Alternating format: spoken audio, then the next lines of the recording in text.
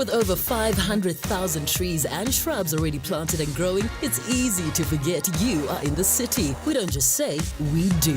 It's the Stain City way.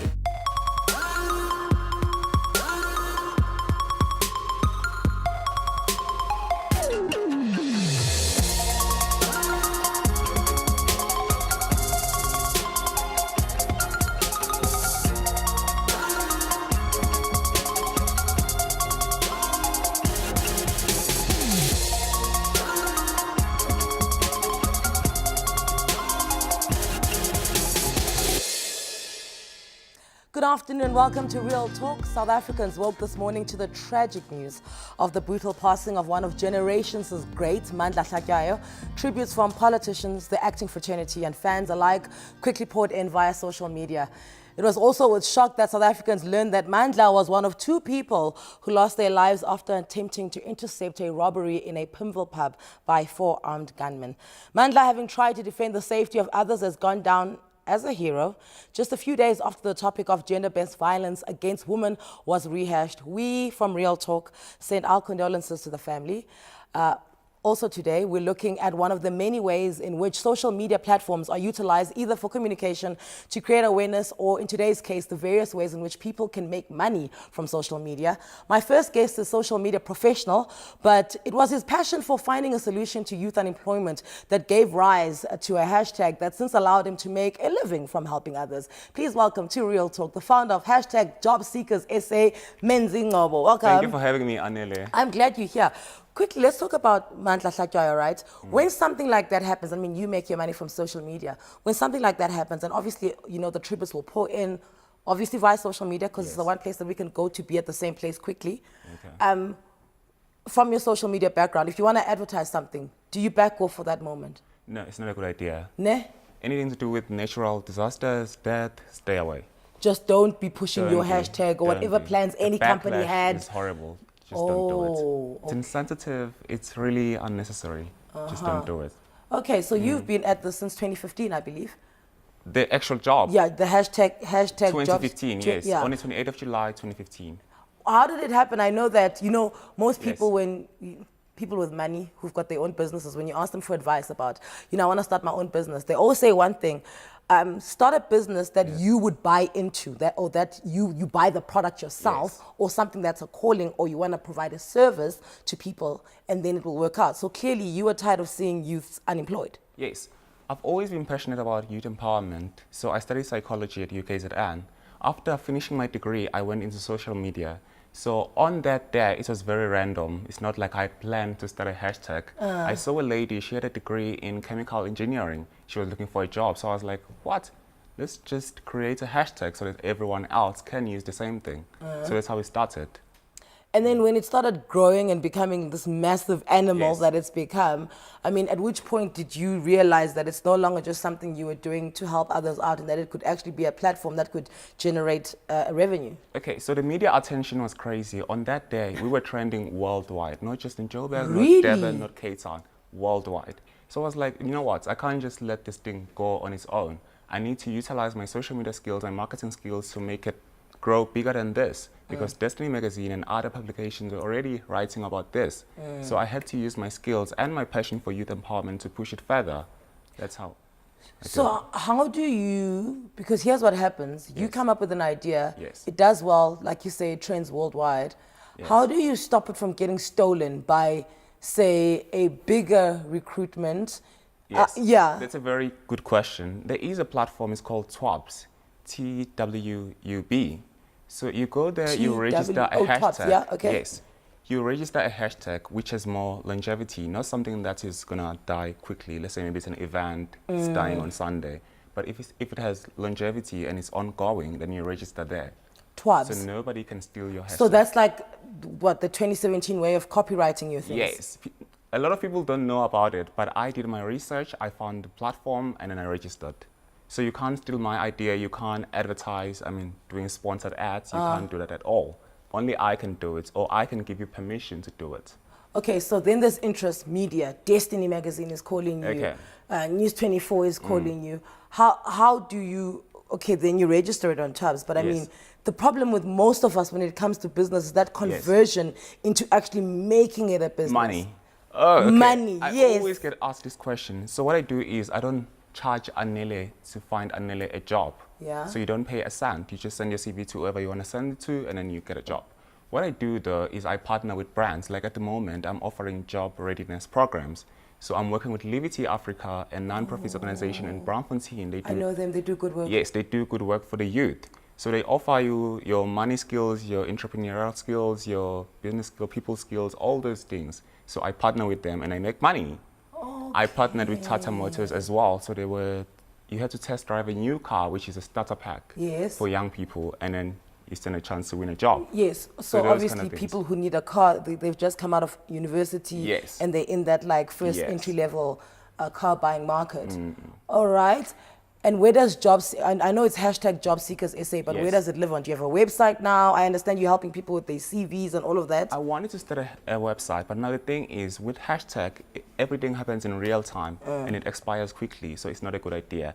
I am working on something. I can't reveal on national TV because I haven't registered anything yet. I am working on something that's very different to job portals because we already have Careers 24, Yeah. all these communities. So I want something very different, something useful for someone with no money for data. Let's say maybe you are in varsity Yes. and you want to apply. It's very expensive to send your CV, to print copies, to send to whoever.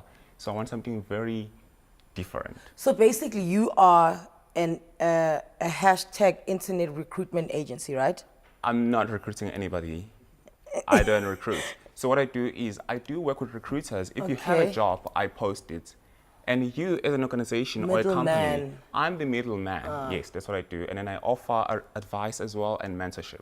So how liable are you? Let's say a company hires me and I turn out to be rubbish, right? Yes. But you're the one who told the company about me. Yes. How liable are you about my bad performance? So this is what I do. When I send you a CV, by Anele, I send it Yes. to a company. So they have to do a background check. Themselves. It's their duty, it's not my duty. I'm just giving you a candidate. So it's your job to do a personality check, background check, do everything by yourself. My job is done once I've sent through the CV. So besides the big top secret thing that you can't tell Yes. us, what's the end goal for you? I mean, are you looking at running like an internet empire? You know, is Job Seekers SA going to be the next Facebook where everyone in the world, you know, because you said the Yes. hashtag is international, therefore can you get me a job in America? Yes. Okay, with this thing that I'm currently working on, it's going to speed up the process in terms of the recruitment. It's not as outdated as it is now. You go to a job portal and then you apply and then you wait. This one is going to be very different. Okay, so it's Yes. speeding up the process. I don't want to count my eggs before they hatch, Good for but I you. can promise you that I have big hopes for this one. I'm very excited. And you are living off this. Your bills are paid. Not really. I do have a job. I'm a social media professional, so I'm not just an influencer. I'm skilled. I have qualifications Yes, in you're this. a psychologist. Yes. Yeah. So Not just psychology. After psychology, I did a degree. I did not a degree. A course. It's like a diploma in Okay. content marketing. So I am qualified to work in social media.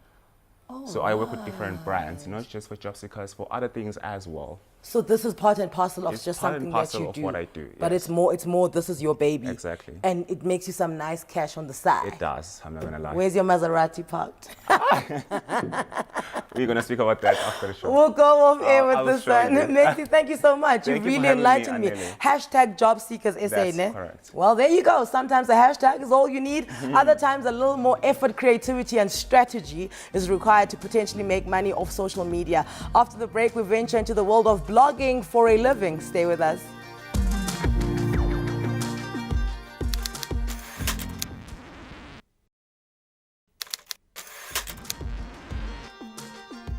And welcome back to Real Talk. Today we're discussing making money through social media.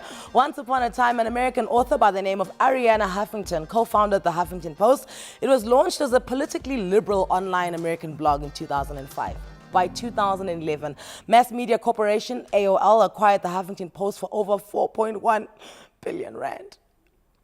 Today, the Huffington Post boasts a Pulitzer Prize and is currently active in 19 countries worldwide, including South Africa. Now, this is a real story which illustrates the potential power of entrepreneurship in blogging. To talk more about blogging, I'm joined by the creative director of The Threaded Man, Anele, as well as Sam Wright, who founded the Tech Girl blog. Future entrepreneur, moguls, billionaires, welcome to the show. Thank you for having us. I called you here so that the day you do become billionaires, we're then friends, you see. It's a small move. It's why I'm friends with Sia, to be honest. See, I have friends in high places and Yeah. low places. You guys are here on the way That's there. a good strategy. I know, right? Yeah. People should just always watch me. You said something very interesting.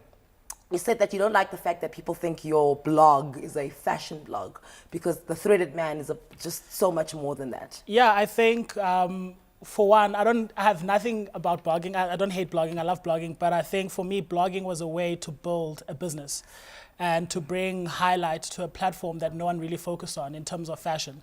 You know, The Threaded Man was built on the belief that, you know, black kids and people of color deserve a chance in the fashion and lifestyle industry. And the best way to bring consciousness to that was to start a blog. But there's a whole big business empire behind it. Yeah. Dude, I went onto your blog and it is crisp. Like, Yeah. I like crisp things. It just looks nice and the colors Yeah. are amazing.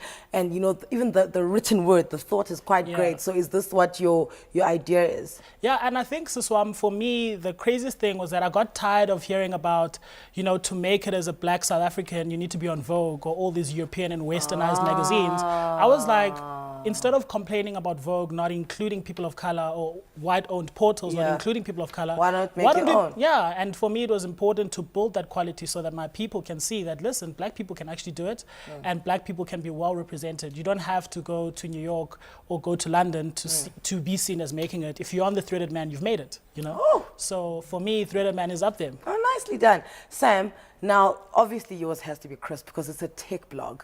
Imagine if it was shoddy.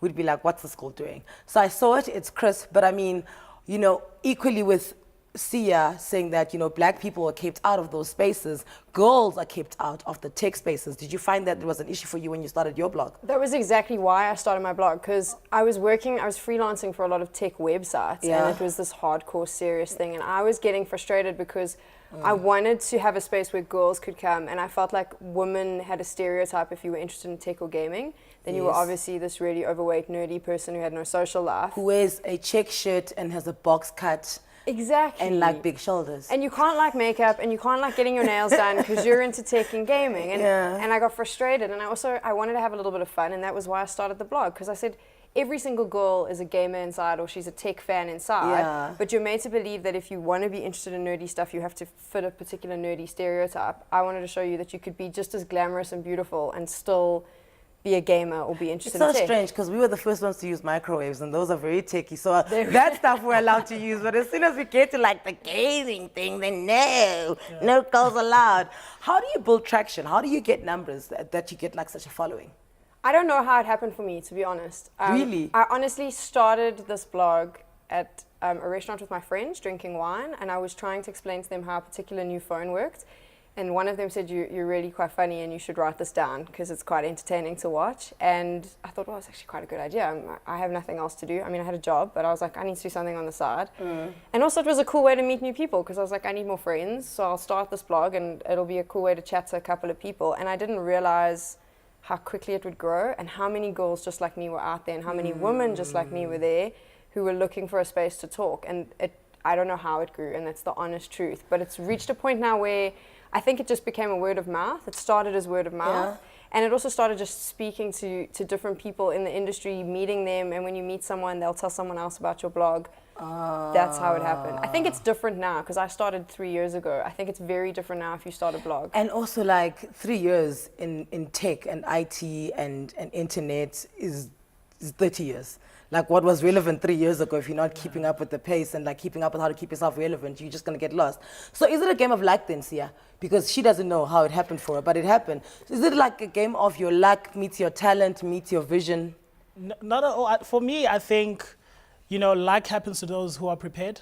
and meet that moment of destiny. Okay. I was lucky enough to, the threaded man concept came for me when I was in high school. Okay. Where I was like, I feel as black people, we need to not just build fashion and lifestyle content, but what are my kids who are going to be black going to be watching in the future, and how can I play a part in creating a space for young black people, especially in the Eastern Cape, who are creative but feel that they're never good enough to be on that level. And so I wanted to start the Threaded Man based on that, and it's going to grow beyond fashion. So for me, it was always strategic, very strategic. I like the way you say when I was in high school, like it was 20 years ago. Yeah, it was like 2 years ago. Yes, exactly. And I mean, you've since been named Forbes list under 30 to watch out for? Yeah, so since started the Threaded Man, the highlights have been, I've been named Forbes under 30. I've spoken at international conferences for brands like Microsoft, Goldman Sachs. So yeah, it's really, really cool. It's grown more than a blog now. It's a fully operational business with employees that are up to 30. So, you employ 30 people? Yeah, so 15 is permanent, and then the 15 are freelancers. So yeah, and we work with them per project that we do. We do above the line, below the line advertising. We do trend research. I'm the fashion director for quite a few award shows like the Mamas. So yeah, we do quite a lot. We did the SAFTAs where you were there. Yeah, so Threaded Man, for me, the social media is like the window display. But inside, there's a proper creative hub going on and is constantly churning out content for other brands. Yeah, and I always teach people that for me, social media is not something that you do as a job. Social media is there to highlight your job. So I use social media to show people what I'm doing, and because of that, they feel like they're on the journey. They're always like, oh, Sia, you're on radio now, that's so cool, we're gonna listen in. So for me, social media is the journey. It's the book and the pages, and what you write is your job. You left your job because your tech website was like taking off. Well, interestingly enough, didn't leave my job because of that. Actually left my job because the blog had allowed me to start doing so many other things. I've been able to travel. I was getting to go all over the world, and then I got very involved in esports, which is competitive gaming, and started getting a lot of opportunities there. And those opportunities I couldn't do with the day job. With the 9 to 5. And I sat down, and I mean, it wasn't everything else was lack, but this was a very logical decision of if I want to do this, and if I want to do this properly, I need to do it full time. 1, 2, I'm now in a space where I'm getting all these opportunities. I get to travel, I get to host these esports competitions. I also get to work with a lot of brands, exactly like Sia said, behind the scenes. And if I want to do this properly, I need to leave my job. So I did. And it's just nice thinking about it? For the first month, I think I woke up every single morning at 3 a.m. having a small heart attack. But I want to be broke. I'm gonna be starving. And my housemate at the time would be like, we're fine. For like 3 months, I'll buy food if I have to. But it was the best decision I ever made. And I get to do so much now. But at the same time, in the same space, because I'm now doing this full time, I've been able to put a lot more focus into the blog.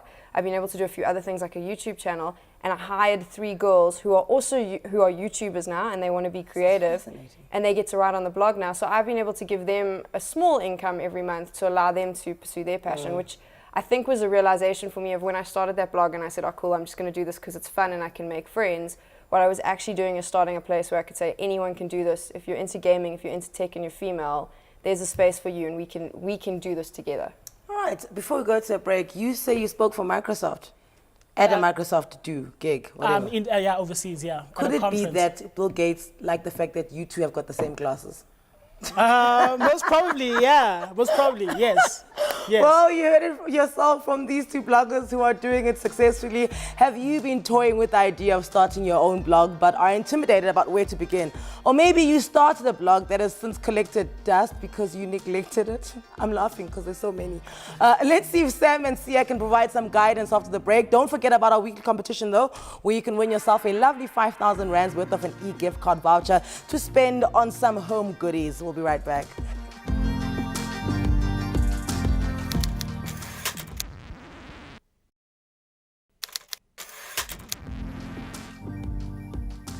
And welcome back to Real Talk with me on Anele. Yeah, that's where we are. Actually, with me, Anele on SABC3. That's how it goes. The stage is yours.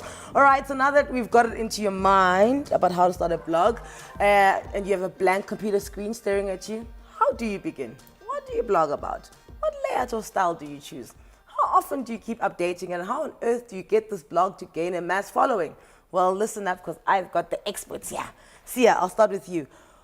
If I'm not reading The Threaded Man, who do you think is second in command to what you do? To what I do. Yeah, so like another blog that you feel like, you look at them, you're like, okay. There's no one.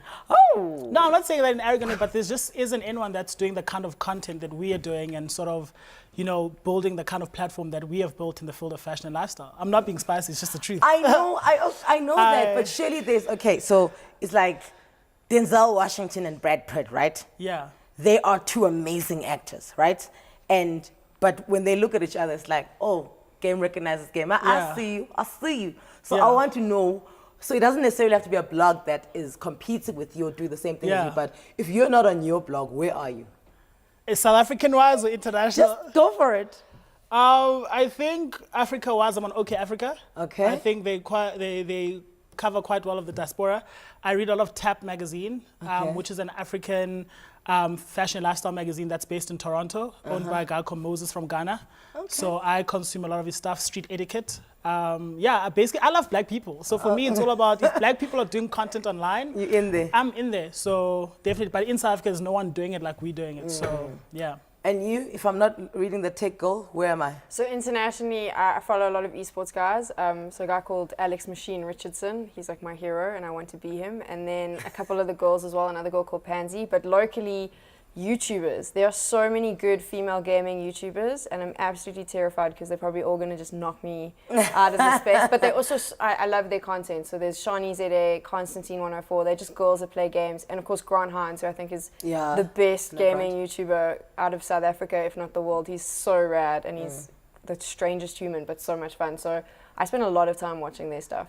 I suppose with you, your job is a bit magnified because you're dealing with tech, so you're reviewing games and you're finding different ways to review games. You're finding, every day somebody's releasing a phone. There's the S8 and then it's the iPhone and then it's the P10. Just people are always releasing, so you've got things that you're reviewing all the time. Does that make your job difficult or easier? The fact that the content is there, it's just how you present it.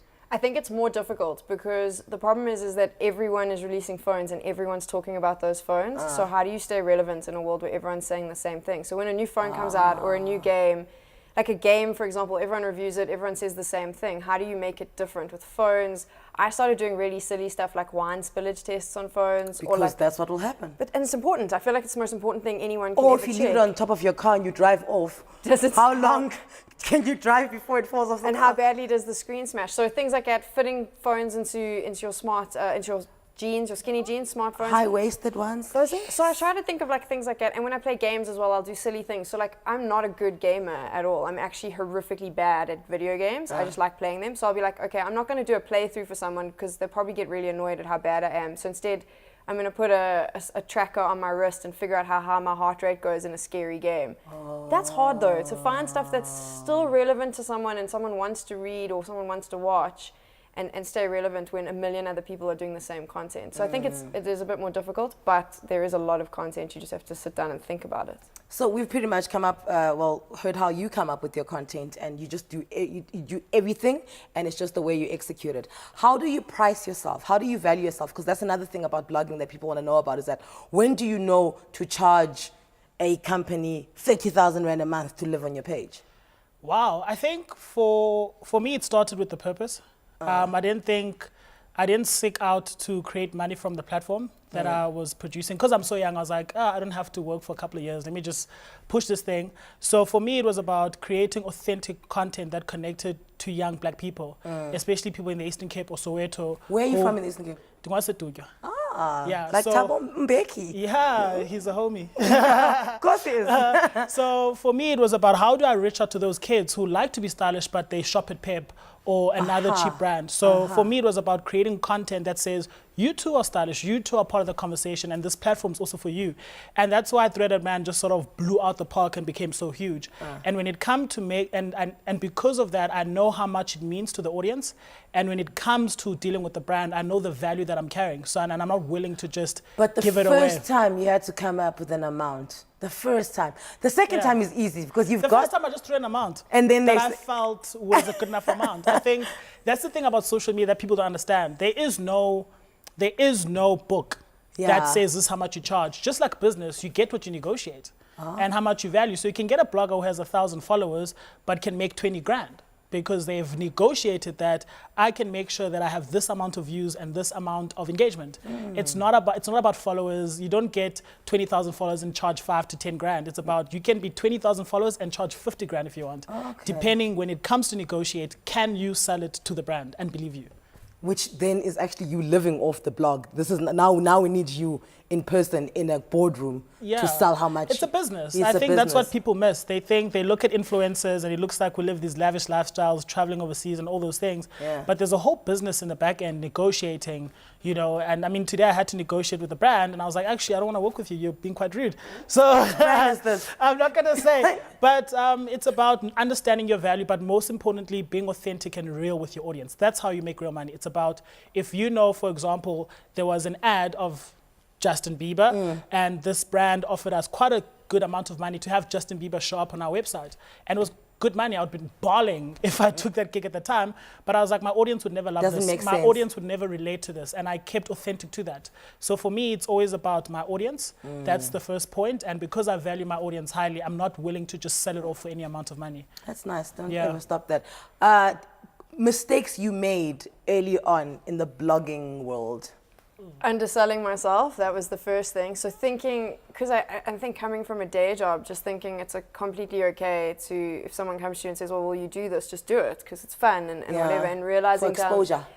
For exposure, and believing that story. Oh, well, you'll get exposure from this, it's a good idea. So learning that the hard way, but I think also the mistake that I made was not taking it seriously in the beginning and realizing it was a business. So not presenting myself exactly like Sia said, walking into a room and understanding that I actually have value and my audience is really important.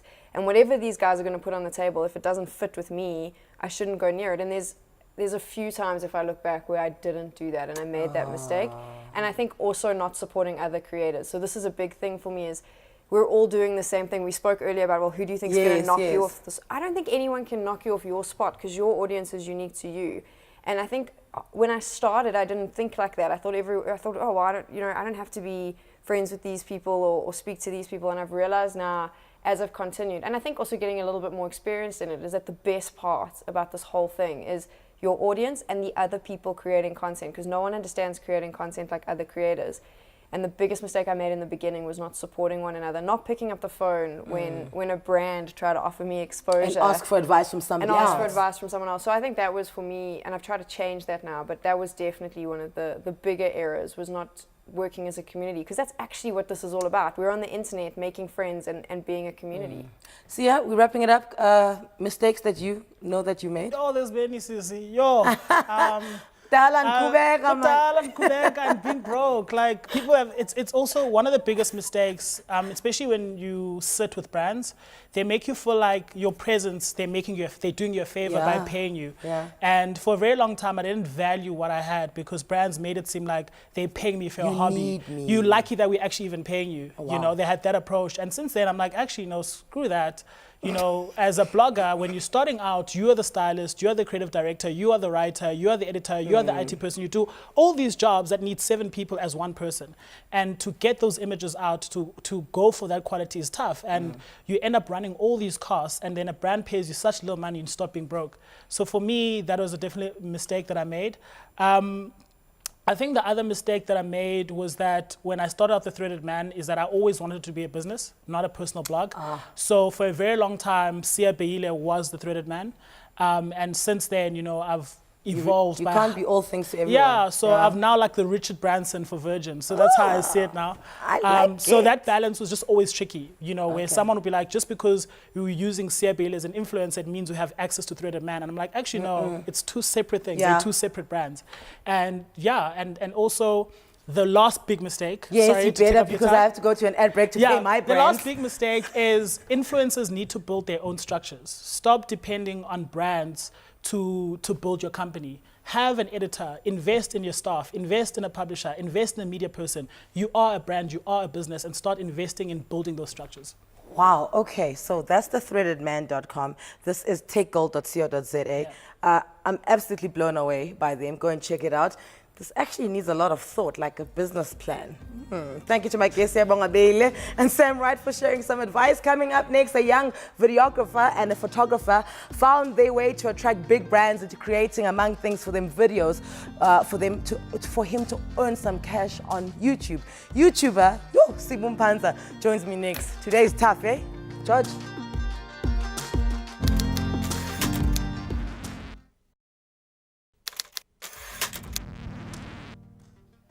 And welcome back to Real Talk on SABC3, where the stage is yours. My next guest Twitter bio reads, I make videos for the internet. Last year, he received recognition as one of the youngsters who are on the up and up when it comes to YouTube personalities. It was a keen interest and a passion for videography and photography that was the starting blocks for his channel, titled Sibu Mphela SA. Part of what you can look forward to on his channel is his commentary on social events, as well as the state of the nation, like this clip, for example.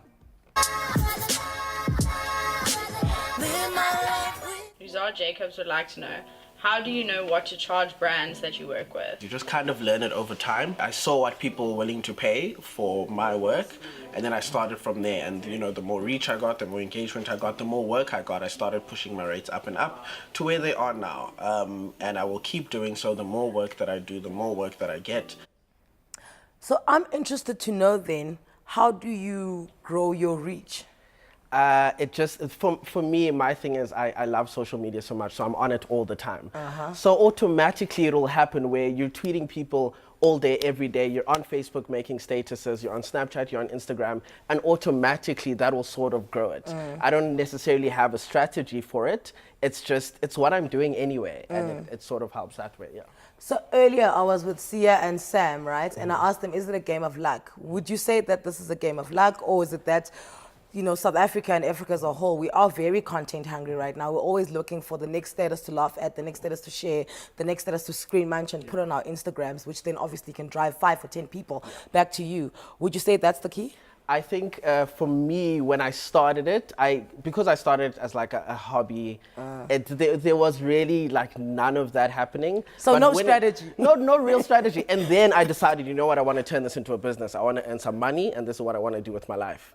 And then from then on, I was like, okay, Sibu, let's sit down. How can you do A? How can you do B? And then from then on, I tried to figure it out. And because there aren't other YouTubers doing what I'm doing, like YouTubers who have big numbers, who are super famous, it's very difficult to look at people and go, what did they do that I can do? Yeah, to create so your own path. So then you just have to do what we think is right at the time. So what's this hashtag that you started about getting yourself onto this talk show? So I do this very often, where I will start a hashtag because, you know, I believe in the power of social media. People think Twitter is just Twitter. It's not just Twitter. Twitter is powerful. And I started a hashtag. I was like, get Sibu on Real Talk, because I was watching Nasty C on Real Talk, and I was like, I want to do that. Also because my end goal, or not necessarily my end goal, but where I want to be in 5 years is doing something like this just on the internet. Okay. So I was like, get Sibu on Real Talk. I want to be here. Even though I'm not there yet, I want to be here first. So I was like, get Sibu on Real Talk. Started tweeting. 200 retweets later, I was like, I didn't actually expect that. And then I got the email saying, hey, Sibu, do you want to be on Real Talk? And I was like, that's the power of social media. And you're like, no, you're like, thank you, Nasty C. You better rap about this one day, young man. So when it comes to content, I think, you know, a lot of people can get themselves into a spin about content. Ooh, how do we do content? But for you, it would seem that what you're doing is you are just taking your personality, and then the natural extension then becomes your content, like your commentary on social issues. Would I be right in assuming that? That is absolutely correct. Everything for me, you see, when people ask me how do you make content, it's like South African content makes itself. We don't have to look too far. It's just, you know, my favorite part of my job is how do I package that and then put it on my YouTube channel. So it's pretty much just me taking what I see and taking what's relative to me and then speaking about it from my personal opinion.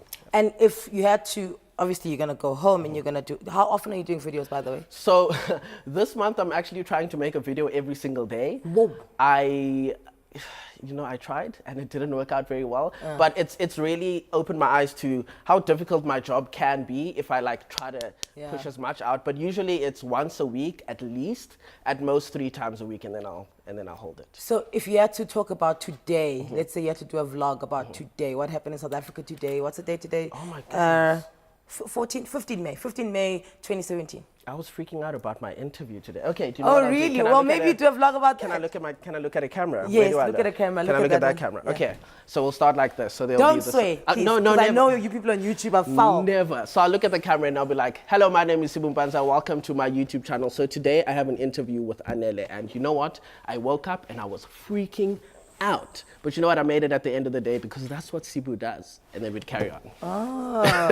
So, and then you talk about things like, let's say, Brian Mulefe going back to ESCOM and the fact that the COPE, all 9 of them were doing outside ESCOM, and then you go into that. Exactly. So I've actually been wanting to talk about this Brian Mulefe business because you know, it's bad and it's bad, but it's such a funny thing to see in South Africa. Someone can leave and then just come back and everybody's like, South Africa, yeah.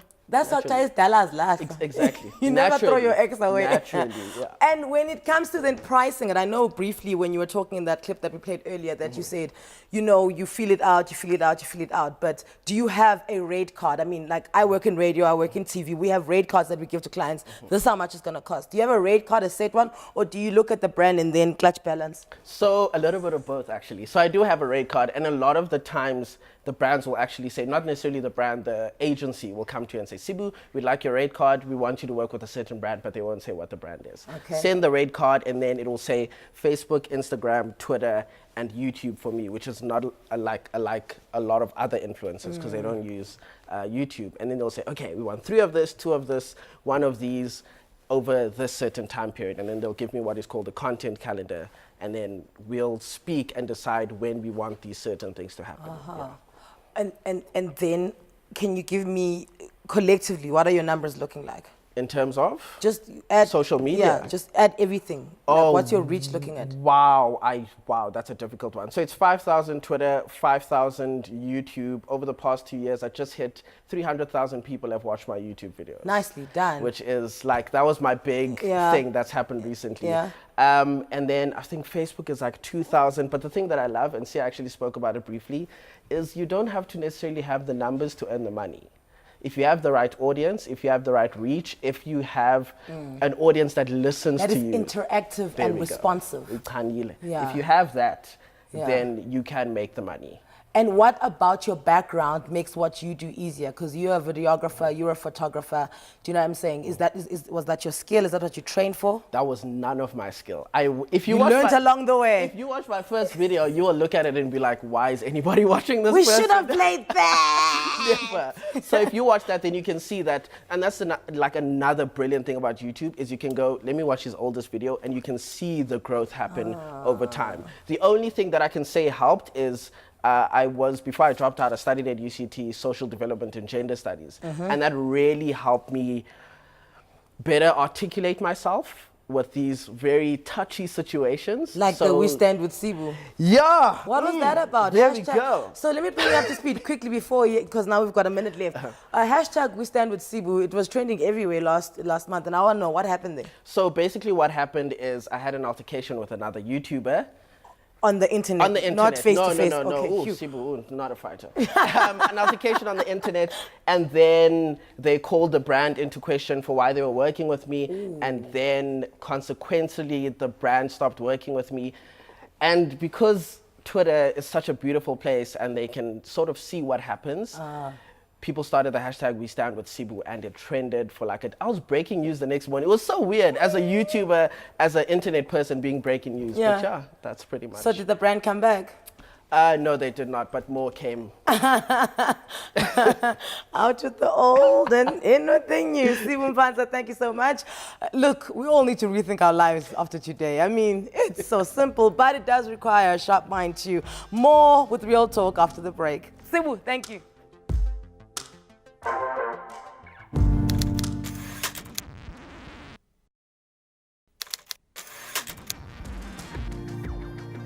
And for the last time, we're back. No doubt that the digital space presents brand new opportunities of acquiring income. The question, though, is to what degree? Will we ever get to a point where many more of us can rely entirely on making money from social media and turn it into a viable career? To help answer the question is commentator and media consultant Mphela. Phil, your account is verified on Twitter. Yeah. There's a little blue tick that lives next to your name. Okay, verified as what? Like, because when you verified, they're saying this person here is famous for something. Yeah, but I've been at this for quite a while. You know, I started off at TVSA. I was there for 3 years. I was blogging for free. I wasn't getting paid for it, but I knew that I was building a contact list and I was building a platform for me to go to do other things. And I started off as a blogger, and then from there I get into entertainment commentary where I've done things on other channels. So I suppose that's a validation of the work that I've done over the last 10 years. Oh, that's awesome. And so you say you were blogging for free with like an intention that you wanted to. Can you put it in a word? What is it that you wanted to look be? like what Sia and Sibu said? I mean, like, you need to have a plan. You know what I mean? I came from Northwest, from rural villages in Northwest. I knew that I was not going to be able to go and study journalism. So I said to myself, okay, cool. When I get to Jozi, what am I going to do that's going to get me into the game? And I was lucky that in 2007, blogging was, you know, on the rise. On the rise. You know, you had your TVSA and you had all these people there. Lelo was on TVSA. Yes, Brown Sugar. Brown Sugar. Okay, I see what's happening. She's on Just Curious. Yes. Well, since left it. Yeah. All right, so you were just commentating on TV shows. What happened? Actually, I mean, my very first article that actually got attention didn't have anything to do with television or the entertainment industry. It was called Seasonal Lover. It was about relationships. And people liked it, like the way that I did my commentary and all of that. And then from there, I was on some, okay, this is a good platform for me to get to where I need to go. So now how do I package it right? So I was like, everybody's doing gossip, so I'm not going to do gossip. I'm going to try as hard as I can to distinguish myself from there, which is very important. You need to find your niche within that space, because if you just come in and do what everybody else is doing, you're gonna get lost. That's the thing. Okay, so now we've established who you are. Yeah. We're gonna get spicy now. You are not convinced that people are making all this money that they say they're making from being influencers, bloggers, you know, digital moguls. Yeah, it's not that I'm not convinced. It's that I need there to be an honest conversation. I mean, if you go into my Twitter feed, you'll see that I do a lot of numbers a lot. Yes, with television ratings, yes. radio, I and actually magazines. saw our ratings on your page. Exactly. I was like, Do you know how what I does mean? he know when we don't know? What part of the game is this? You know, so I sit in a position where I can just pick up the phone and call the channel or call Stay Clinical, call all these people and get these actual numbers and stuff like that. And I feel like it's my responsibility to use that in a positive way. It would be very wrong for us to give people the impression that you can just wake up and leave your job, or you can just start a blog tomorrow and then you're going to be a billionaire or you're going to make a living out of that. A lot of the time, people are making money because they've created a platform for them through digital space, and then they're able to do other businesses through that. It's very rare that somebody's just going to make money from just being a blogger or a YouTuber or whatever. Because the money that we make in South Africa is not what the Americans and, you know, the rest of the YouTubers and bloggers around the world are What's making. stopping us from making the money that, besides like, you know, obviously the pound is what, 20 and the Exactly. you know, the dollar is 14. What's stopping us from just making like a viable income? Because, I mean, the platform that we're in South Africa, I mean, first of all, people are getting access to the internet, to the digital space for a lot of South Africans is not happening. Do you know what I mean? It's still a luxury for people to actually have internet and actually sit and consume our content for hours and hours. You know, data is very expensive. It hasn't fallen. Oh, shots fired. You know what I mean? We're still waiting for data to fall. That hasn't happened. So that limits the amount of time that people are going to spend on the digital space. And as well as, I think one of the guys said it, I think brands and agencies in South Africa are still not respecting digital content creators. They still think that they're doing people a favor. But then when you look at that and look at it into a broader spectrum of the entertainment industry at large, that's what we're struggling with. In South Africa, we are just not being given that respect. No matter how famous you are, I mean, a lot of people are always surprised when I give them facts that, you know that in South Africa, a lot of our celebrities don't even get paid for covers. It's like, what? You know, there are people that Wait a minute, are people actually getting paid for covers? Yes, there are people that are not getting paid for magazine covers. And you have to ask yourself, how is that happening? But is that culture? I mean, Wait, stop. Oh.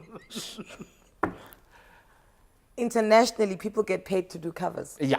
Okay, that's not the norm in South Africa. That is not the norm. So you're saying it should be the norm? I think it should be. I mean, you need to distinguish it from this. If they're doing a tabloid story, obviously you're going to get paid for Yes. that. But if you're going to be doing a feature And giving cover your story story. for a magazine, you need to get paid for that.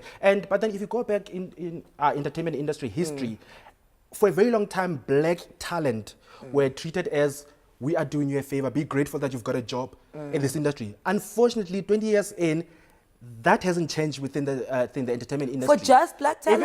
Even though we've got black people making decisions within the industry, that same structure of how we need to get paid, how we need to get respected. Also, what you're saying really is black changed. people are getting paid less than their white counterparts. They're getting paid less, or they're not getting paid at all. You know, and then that brings on another issue of fronting. So now you have a situation where a lot of us who are in the industry want to keep up this perception that we're actually making money. And then when you get into trouble and now we need donations, people are surprised. So where I'm coming from is that, can we just be honest? If I'm making a living, I've never had a 9-to-5 job, okay? I've been able to pay my rent. I bought my car cash, through what I do. Though I've never had a 9-to-5 job, I have no tertiary qualification.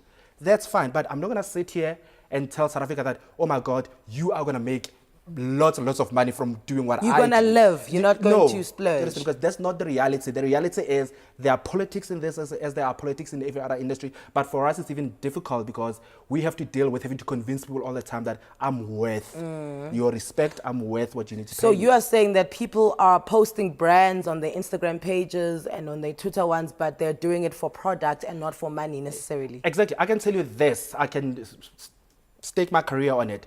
Of the 5 people that will tell you that they are at an event or whatever, only 1 is probably getting paid to be there. Of the 10 people that will post about a brand, only about 2 are actually getting paid to pay. Because sometimes what brands will do is that they will just send you stuff and just think that, and for some people that's fine. Some people just enjoy getting those invitations to events and posting them next to Anele all the time. For some people, that's the validation that they need, and that's fine for them. You're so refreshingly honest. I love it. But we need that in South Africa, don't we? To wrap it up, because we must go, and I really like chatting to you. Tula Cindy posted something. And it really made such a lot of sense where he said the males in the industry get these big endorsement deals with alcohol brands, and yet the ladies just get invited to the party and you get a bottle and you must wear a nice dress and makeup must be done and that's it. And there's a big like discrepancy in that, and that needs to change. So ultimately, this is what you're saying. Exactly, because that happens because a lot of ladies are just happy to have those Instagram pictures. Guys are not really your Instagram kind of whatever. So a guy will be like, how much are you paying me? Whereas the ladies will be like, I've got a beautiful dress, I need to show it off, so I'll just show up. Phil, I'm so sorry you have to go because you and I could have gotten so spicy together, but that's where we have to leave it for today. I hope we've given you plenty food for thought. A big thank you to all my guests, Menzi Ngobo, Siabeile, Sam Wright, as well as Phil Mphela. I hope we've managed to ignite a little fire in you for the endless possibilities in which social media platforms present, while still being cognizant of the pitfalls. Research, and stats. Anything is possible in our lifetime. Let's do this again tomorrow, fam. Thank you. Bye. Sure.